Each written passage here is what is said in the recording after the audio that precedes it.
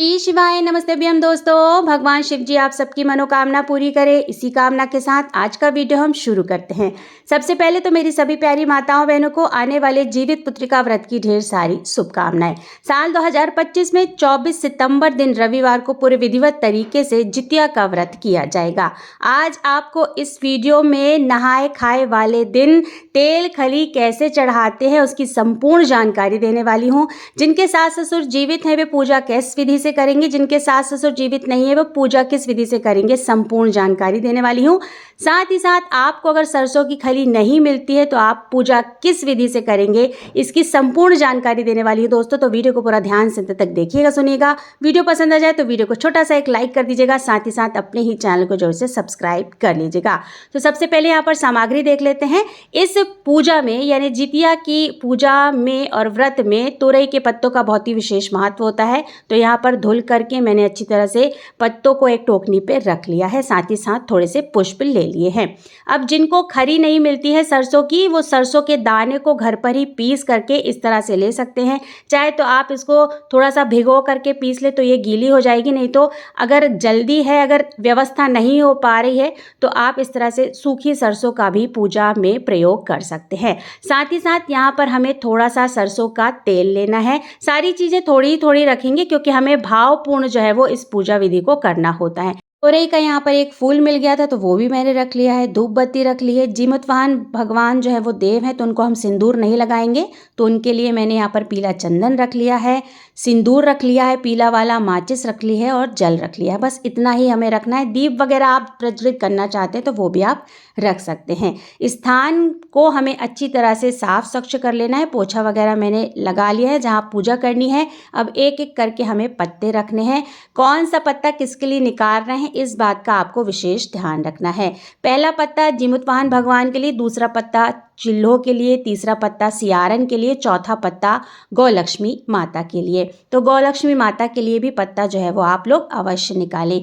अब बात यहाँ पर आती है, विशेष तौर पे आपको ध्यान रखना है, अगर आपके सास ससुर जीवित हैं तो आपको अलग से पत्ता नहीं निकालना है, केवल 4 ही पत्तों से आपको पूजा करनी है। अगर आपके सास ससुर में से कोई एक जीवित नहीं है तो आप एक पत्ता उनके लिए अलग से निकालेंगे, अन्यथा नहीं निकालेंगे। अगर दोनों जीवित नहीं है तो आपको फिर उनके लिए 2 पत्ते जो है वो अलग अलग से निकालने होंगे। तो समझ में आ गया आपको, क्योंकि यहीं पर जो है वो थोड़ी सी कंफ्यूजन आ जाती है। सभी पत्तों में इस तरह से थोड़ा थोड़ा जल हम सींच देंगे, आचमनी कर देंगे। जीमूत वाहन भगवान जो है वो देवता हैं, इसलिए हम उनको सिंदूर नहीं लगाएंगे, तो यहाँ पर मैंने पीला चंदन उनको लगा दिया है। चिलो सिहार जो है वो सुहागन थी तो हम उन्हें पीला सिंदूर 5 बार करके इस तरह से लगा देंगे। सरसों की खरी अगर आपको नहीं मिलती है तो ज़्यादा परेशान होने की आवश्यकता नहीं है, आप सरसों को पीस करके भी पूजा में प्रयोग कर सकते हैं। सभी पत्तों पे पुष्प अर्पित कर देंगे, तो यहाँ पर हमने पुष्प रख दिए हैं। अब जो ये सरसों को हमने पीस लिया है, चाहे तो आप थोड़ा सा पानी मिला करके इसको भिगो करके भी इसे पीस सकते हैं, लेकिन मैंने केवल यहाँ पर पूजा विधि दिखाने के लिए इसे सूखा ही पीस लिया है। अब यहाँ पर हम 3-3 बार करके सबसे पहले जीमूत वाहन भगवान को खरी जो है वो चढ़ाएंगे, फिर चीलों को चढ़ाएंगे, फिर सियारन को चढ़ाएंगे और फिर गौलक्ष्मी माता को चढ़ाएंगे। अगर आपके सास ससुर जीवित नहीं है तो पत्ता लगा करके आपको इसी तरह से विधिवत पूजन करना है जैसे मैं आपको बता रही हूँ। अगर दोनों जीवित हैं तो आपको पत्ता नहीं लगाना है। अगर आपकी सास जो है वो सुहागन इस दुनिया से गई हैं तो उनके पत्ते में आपको सिंदूर अवश्य लगाना है। अब हमने खरी जो है वो चढ़ा दी है, हम सभी पत्तों पे जो है सरसों के तेल को इस तरह से चढ़ा देंगे। तो यहाँ पर देखिए तेल खरी की जो विधि होती है वो नहाए खाए वाले दिन होती है और ये बहुत ही विशेष पूजा होती है। तो नहाए खाए वाले दिन इस पूजा को विशेष तौर से आप लोग अवश्य करिएगा। बहुत ही सरल पूजा विधि जो है मैंने आपको बता दी है। धूप दीप दिखा करके इस तरह से हम पूजन अर्चन कर लेंगे, अपनी गलतियों के लिए क्षमा याचना मांग लेंगे और जीमूत वाहन भगवान से अपने संतान के लिए, अपने परिवार के लिए प्रार्थना करेंगे।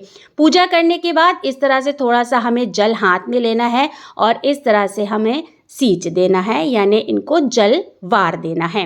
हाथ जोड़कर जीमूत वाहन भगवान से अपने घर परिवार, अपने संतान की स्वास्थ्य के लिए, उनके दीर्घायु के लिए, उनके उज्जवल भविष्य के लिए प्रार्थना करेंगे और इस तरह से हम प्रणाम कर लेंगे। नहाए खाए साल 2025 में 13 सितंबर दिन शनिवार को किया जाएगा दोस्तों। तो नहाए खाए वाले दिन यही तेल खरी की पूजा आपको करनी है और ये सरल पूजा विधि अपना करके आप अपनी पूजा संपन्न कर सकते हैं। पूजा संपन्न होने के बाद इन सभी पत्तों को या किसी साफ स्वच्छ जगह पर खोद करके आप माटी को गड़ा सकते हैं। इन पत्तों को वो खाद बन जाएगी। अगर आपके घर का कोई गमला खाली है तो उन गमलों पे भी आप इन पत्तों को गाड़ सकते हैं, खाद वगैरह बन जाएगी। और नहीं तो आप एक पात्र में जल ले लीजिएगा और इनका विसर्जन कर लीजिएगा और उसके बाद इनको आप कहीं साफ स्वच्छ जगह पर खोद करके गाड़ दीजिएगा। तो आप इधर उधर इन पत्तों को नहीं फेंकना है क्योंकि आपने विधिवत तरीके से इनकी पूजा करी है, इस बात का आपको विशेष ध्यान रखना है। तो दोस्तों आने वाले 13 सितंबर साल 2025 दिन शनिवार को नहाए खाए वाले दिन तेल खरी की पूजा आप इस तरह से कर सकते हैं। बहुत ही सरल पूजा विधि मैंने आपको बताई है। आशा करती हूँ आपको ये वीडियो पसंद आया होगा दोस्तों। अगर आपको वीडियो पसंद आया दोस्तों तो वीडियो को छोटा सा एक लाइक कर दीजिएगा और साथ ही साथ अपने ही चैनल को जोर से सब्सक्राइब कर दीजिएगा दोस्तों। बहुत जल्द मिलते हैं एक नए वीडियो के साथ, एक नई जानकारी के साथ। तब तक के लिए श्री शिवाय नमस्तभ्यम। धन्यवाद दोस्तों।